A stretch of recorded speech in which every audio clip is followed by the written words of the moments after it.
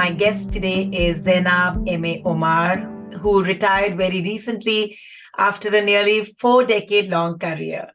Zainab's journey began in 1983 when she joined Brunei Shell joint ventures companies.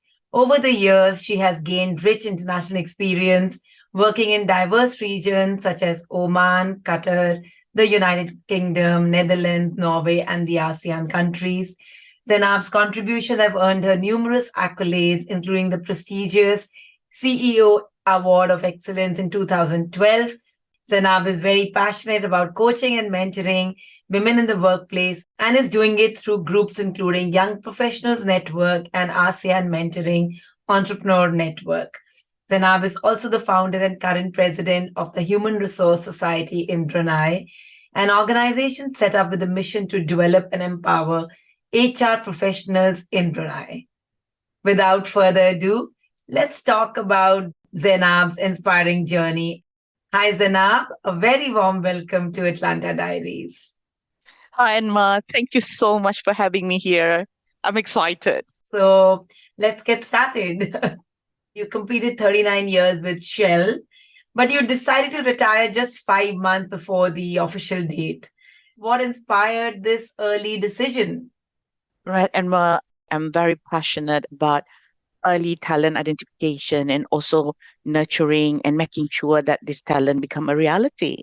So in every jobs that I've come across in the various countries and organizations that I've been fortunate enough to be given an opportunity, I always ensure that I really identify great talent that can actually succeed me. And also it enables me to move to a next job or opportunities when they arise. Yeah. So I did that in this job. And 5 months earlier than my official retirement date, I decided my successor is more than ready. I felt like it's time to move on to other things. I think becoming intentional about succession planning is something which many organizations don't notice. Let's backtrack a little bit, Zainab. Share with us what kind of environment did you grow up in and how did your early years shape your journey? Wow, indeed. So I come from a broken family. I don't have a father when I was growing up, so there was no father figure. My mom single-handedly brought me up, and she's an illiterate, so she never go to school. My mom gave birth to me when she was 42 years old, so she did whatever she knows best. She works in people home, cleaning the house and everything, just to put bread on the table. Of course, as a child, I always have this dream that, one day I can actually change or turn around our lifestyle because I see around me my friends living in beautiful houses, having cars driven to school while I have to walk kilometers to school. Those are the hardship that I've gone through from the early primary years until I get into secondary school. And the one thing that I never forget is my mom. Nothing breaks her spirit, no matter what adversity comes her way. Today I can reflect and say they actually thrive. She's not like, oh, we have to survive. Those days I don't know it's thriving. My mom convert every adversity that comes her way into opportunities. And this is the environment that I grew up without realizing. So this has become second nature to me. And while other people feel very high pressure when they get faced with adversity, challenges, issues, for me, it's just another opportunity to do the opposite. You know, my mom is my greatest inspiration, my greatest role model. I even remember a day when we used to walk 5, 6 kilometers from our house to go to the market because every weekend there is this market. It's very cheap. So we can buy like bundles of vegetable, fish, or whatever. If she has like $20 in her purse and someone came to her and said, can you help me? I couldn't buy bread today. No hesitation whatsoever. She would just open her purse. She see, oh, I got $20. I'll give $10 to the person. And I will look at her. And then when the person walk away, and I said to my mom, but mom, that will give us less things for our week. And my mom said, oh, don't worry. Things will work. That's just how she is. She's not stingy. She's not. Every single time someone come up for help, she's always ready to help, no matter what. We don't have much, but to her, whatever we have can still be divided. So that abundance mentality that she has, I actually grew up in that So we never talk about money. We talk about what is it that we can do differently to actually achieve the same result. So that's what I see daily, and that's why I actually trying to make that significant impact wherever I go. And it's so inspiring. So, Zainab, how did you take the path of education despite all that? So it wasn't because lack of money that I couldn't continue my education so much per se, because in Brunei, education is literally free. It's the fact that we do not have higher education institution in the place that we live, which necessitate for me to go about 60 kilometers away to go to her hostel. So my mom doesn't like the idea of me moving and living in that hostel. And she Mm-hmm. said, it'll be nice if I go and get a job. So we'll have a little extra for the family, right? Whilst I wanted to go and continue into year 13 so I can actually go into university. Couldn't do that. I have to stop at year 11. And so I decided that the best alternative route that can be used as a stepping stone for me to still continue in the future to have degree that I always dreamed of. So I decided to join Brunei Shell Petroleum Company because I knew it is a learning organization. I heard from their milk rounds in school that even if you start working with them, if you are really good, they even sponsor their staff to go for further studies. So that's the reason I wanted to go and join this organization. It has given me numerous opportunities. I have been fortunate to come across amazing individuals that I call my supervisors, my department head, who actually believes in me. I moved department from BLNG to BSP, and I found an individual leader that believes in early talent identification. I guess that's also rub on me, yeah. And he fought for me, Mr. Graham, and he actually said, if you want this, we'll work hard for it. And I got it with hardship. I got it, and I finally get into university and graduate and come back, rejoin the organization in 1991. Yeah. So, what was your role when you started your career at Brunei Shell? So I was a laboratory technical assistant in Brunei LNG. Mm-hmm. I analyzed the quality of gas, water, and oil. It's very fascinating, really, but it wasn't for me because it was a launching pad, right? I came in, and the first thing I do was try to understand what is the career path that I will have that will allow me to get my degree. But that place didn't allow me to do that. And what it means is I won't be able to go into the UK to do my degree. I don't like the fact that people tell me that, oh, all right, so you're here. In a couple of years, you're going to be here. And by the time you retire, you'll get to round about here. I wanted to be given the opportunity to do more. So I asked for transfer, and I managed to convince our bosses, and I got to BSP. And that's when I was fortunate to meet that Mr. Graham, who actually believed in me in the petrophysics department. But you know something, Enmao, if I were to reflect, the things that also help me is the fact that I'm always hungry for more learning. I actually adopted that continuous learner's mindset without me realizing it then. All I wanted was to do more than what I can. To show people that every step of my journey, if you give me A, B, C, D, I will give you back A, B, C, D, E, F, G, H, I, J. So I always wanted to be ready when an opportunity knock on my door. And that's how I actually charted my journey, within the organization. Right. So, talk to us about your journey in Brunei Shell from a business analyst to a HR person. How did you make that pivot, and was it planned or was it happenstance? So I graduated in 1991 and slowly climbed up the ladder to the business analyst position in 1996. So after 6 years, I was given the opportunity to be assigned to Petroleum Development Oman. Happily doing my work, making a difference. The first Bruneian to be assigned in Petroleum Development Oman in the IT department, a female at that. I feel very proud of myself at that point in time. The last year of my assignment, Shell globally decided to move to SAP, and they did what they call SAP EP blueprinting in Oman. They actually offered anyone in IT who wants to be a project manager for the sub HR module. Many people come and go, and everybody said it's too much because we have to do our own job, and at this time we have to do this project. And I said to my boss, could I please be given that opportunity to project manage that sub HR module? He said, are you sure? You've got a lot of project under your belt. I said, I am absolutely sure. So I worked like crazy that last year. Oftentimes got a phone call from my husband and he says that, hey, do you want me to send your bedding to the office so you can sleep over in the office? But I just love it because I was always trying to prove to people that here am I, Zainab, I have all the energy. So doing the sub HR module, I have to interview a lot of HR senior executives, a lot of customers. And what I said to myself, all these things that people are always complaining about HR, if one day I get an opportunity to work in HR, I'll make sure that I eradicate all these things that people don't like about HR. And when an opportunity was advertised in our company to get into HR, I actually applied for it. And I went for the interview and I got the job. So that's how I switched my career. That's interesting. So, love to hear a few of your initiatives which were different, which were new, which made people happy about HR. So, I always grapple at that point in time about, I said, what is this big thing that people are talking about, D&I and everything? And to me, a lot of people are confused about quality and equity. So that's the first thing that I set out to actually clarify that, hey guys, we're not doing equality, we're doing equity. So I want people to understand when we talk about equality, it's like giving everybody a pair of shoes, for example.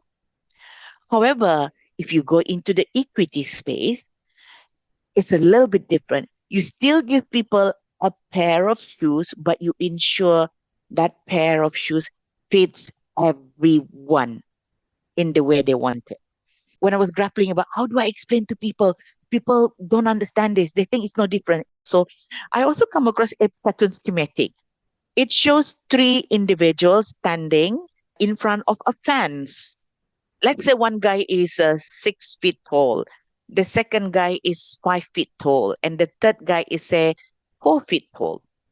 And the 6 feet is good, really good clear vision. The 5 foot, the chin is just on with par with the top of the fence, and the guy with the 4 feet can't see anything because he's just below the line of the fence, right?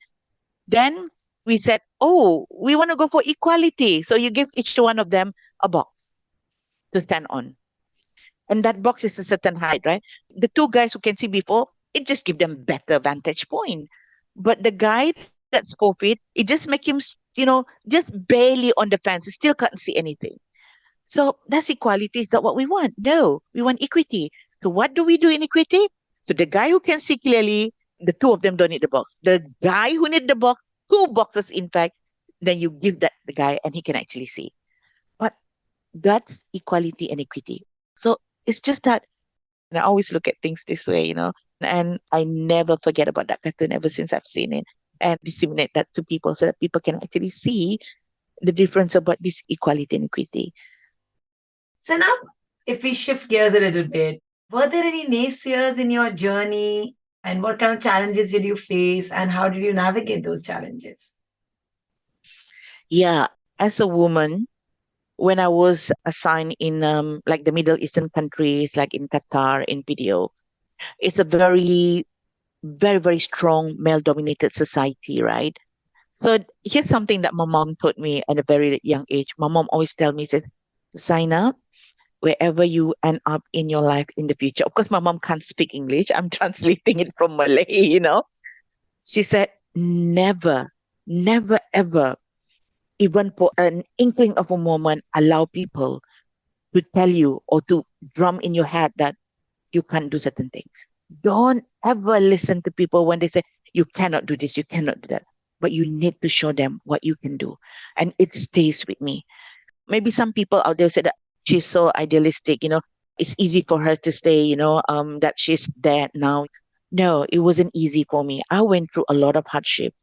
I cried sometime, in the toilet, and the restroom, whatever, in the office. I never cry in front of people. When I feel that I'm getting emotional, I'm very conscious of the fact that people will judge me. Oh, there she goes. She's playing the female card, being emotional and everything. So I would then try to be calm and collected. And I tell people or my bosses, I can see that we're not getting anywhere with this conversation. We are at a point where we both agree to disagree. I think even if we continue this conversation, it will not get anywhere. So I'd rather cut a meeting, a discussion, than go into a situation where we say things that we will regret later. Go away, reflect, think about things, look at the perspective. How else can I actually position it? And I always learn very early as well. My mom always tell me that when you come across a problem, you don't ask who did it. You ask what happened.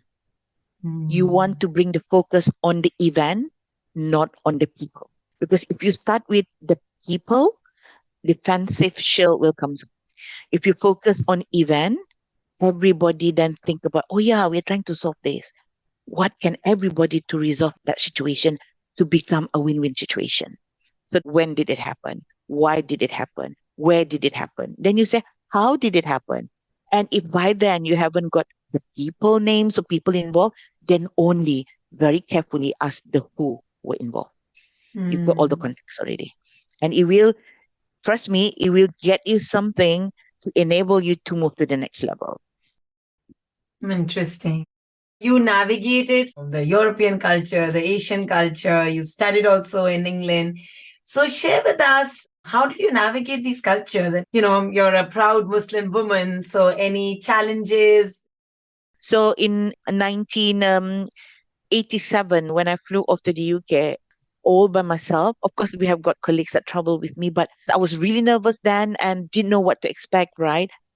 The thing that really make it easy for me to settle down is always believing that no matter what culture that I have to live in, wherever I go, people will always be people. So I don't focus on the differences. I focus on the similarity.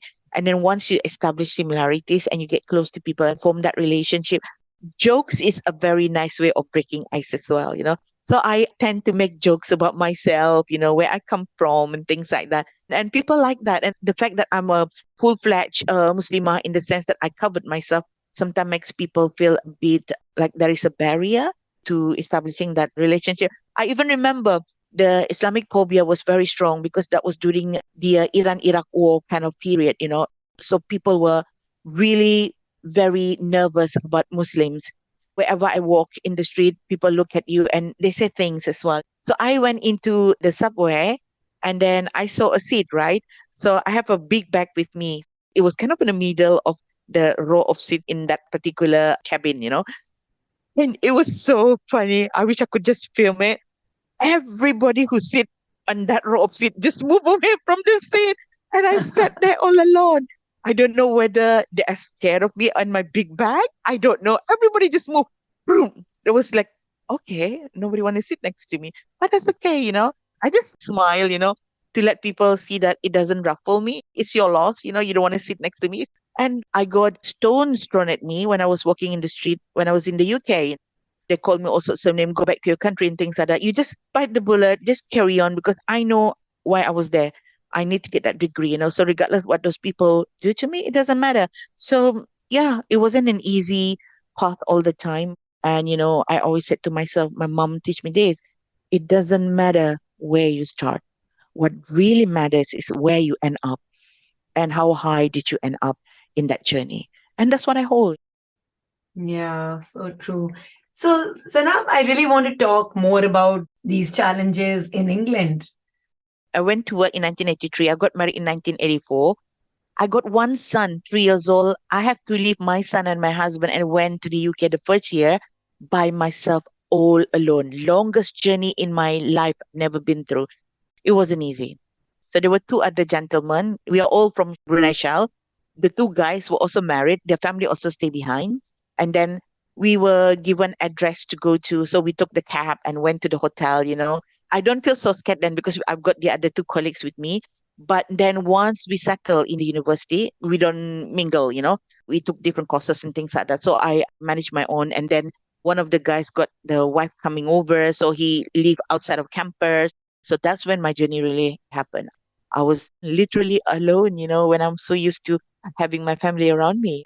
And then to make it worse, the first few months, I had to share a room with another person because the university was short on female dormitory. So I had to share this room with another foreign student, non-Muslim at that. So it was very challenging. Wow. So I'm not generalizing. It's just focusing on my personal experience. So foreign students or even local students in the UK, when they're university, they party a lot. As a Muslim person, we don't party. That's not our lifestyle, right? So sharing a room with a foreign girl who loves partying is not easy. And not to mention sometime, when they come back from their party, they got drunk, right? And they come into your room when you're sleeping and anything can happen. Sometimes their Mm. friends come along. But I was very lucky that after I think, I remember, was it 3 or 6 months?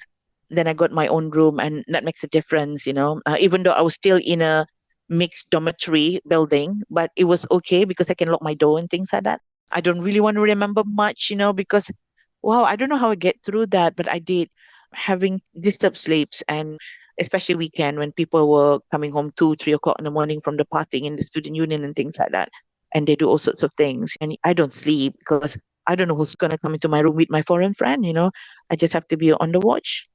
Yeah. The drive to educate yourself and the drive to complete your graduation is what kept you going, probably. Yes, absolutely. Never, never faltered, not even for a second, regardless what happened. Wow, my God, Zainab, I'm getting goosebumps even listening to you. These were also times when there was no FaceTime, there was no Zoom. So, who was your safe space? How did you keep yourself going? Wow, that's a very interesting question. So I don't have a laptop. So we use the university's lab where we have those bulky big machines. And so no mobile phones.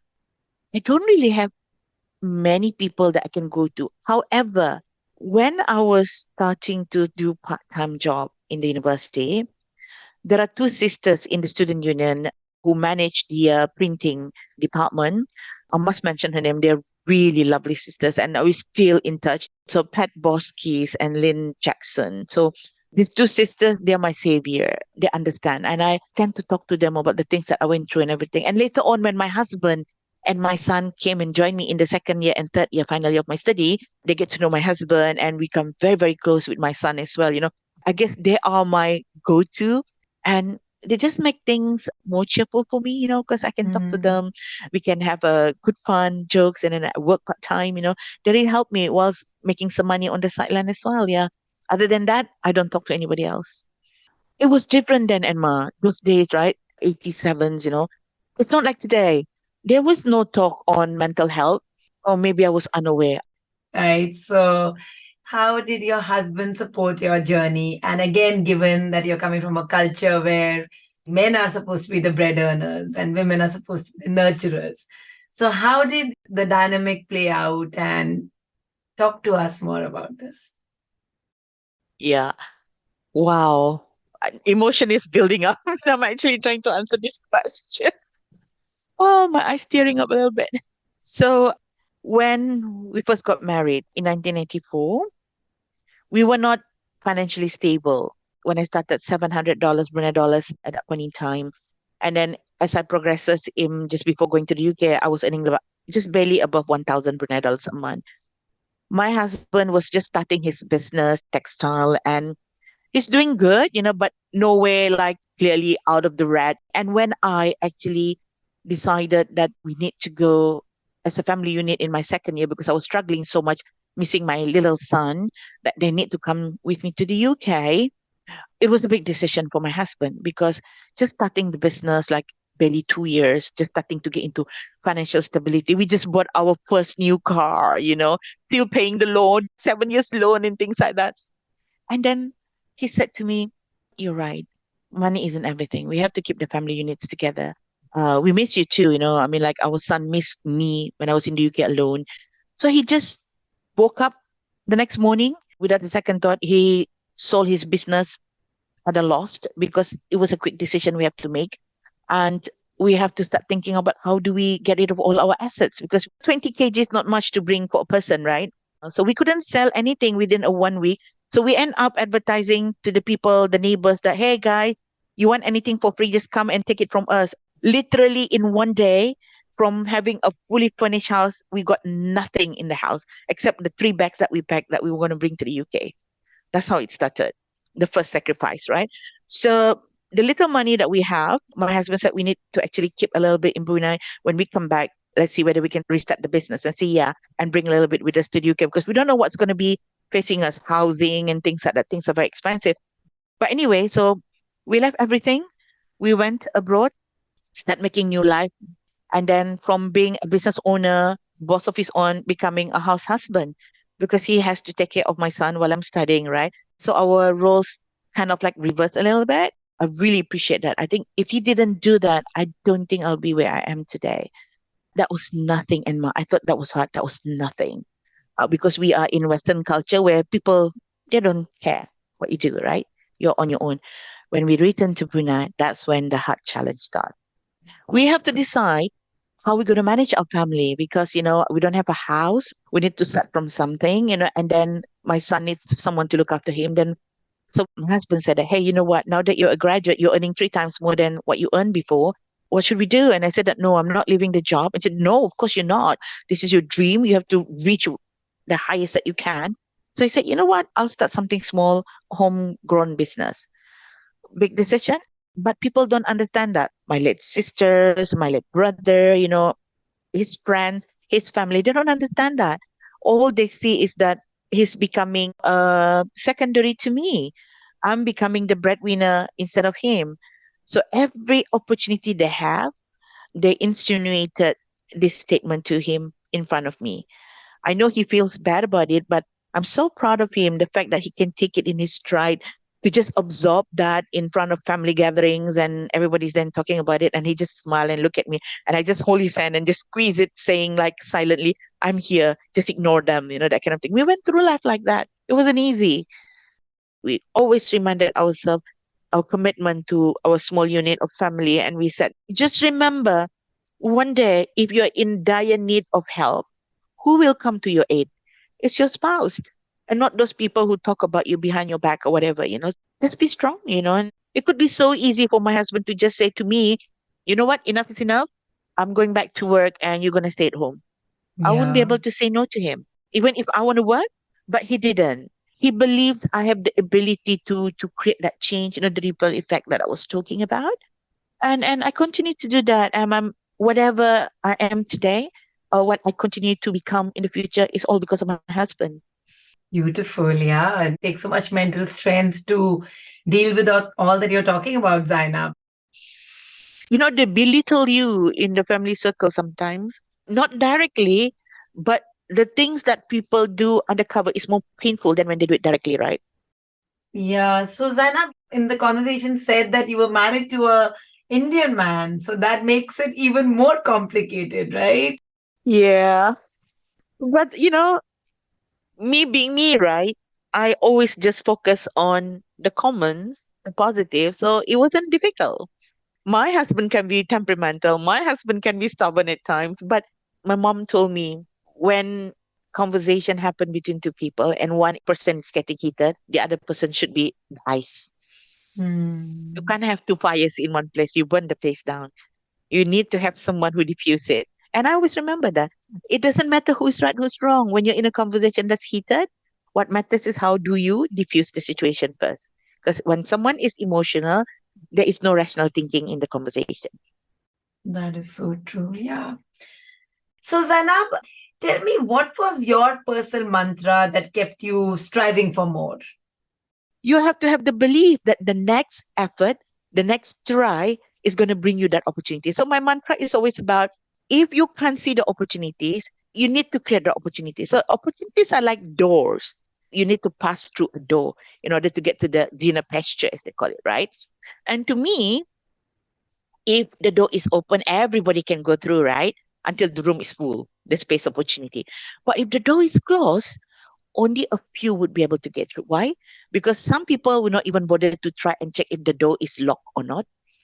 Some people Hmm. don't even bother to check whether you can open it or not. So only a few that is persistent, really have that drive, can actually, so they go to the door, they turn the knob and they say, oh my God, it's locked. What do I do? I can open this. And then they got stumped. Knock on the door. Will someone open the door? If no one opened the door, do you break the door? No, no, no, no. That's against the law, right? But you know what my mom said? if you try everything in your power to open a door of opportunity and you can't, don't ever forget there's always a window. That's my mantra. There's always a window. It's not meant for people to pass through, but it is still an opening. You can still get through it. It's harder, more difficult, but you still can get through it. Zainab, let's shift gears a little bit. What was your favorite part of your work in HR? So I love that feeling of being able to leverage on talent. There are a lot of things that we can do in HR that can actually unleash that potential in people. That's what I love. I'm passionate about coaching and mentoring. So I use that tool. At the same time, I use it also to actually sometimes change mindset of people. Because sometimes you see talent, but they're very negative because of what they've gone through, their experience. I don't judge people because you never walk in their shoes.